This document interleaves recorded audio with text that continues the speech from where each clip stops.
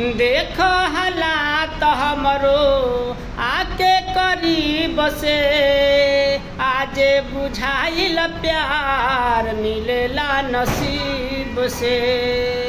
देख हालात हमरो आके करीब से, आज बुझाइल प्यार मिलेला नसीब से।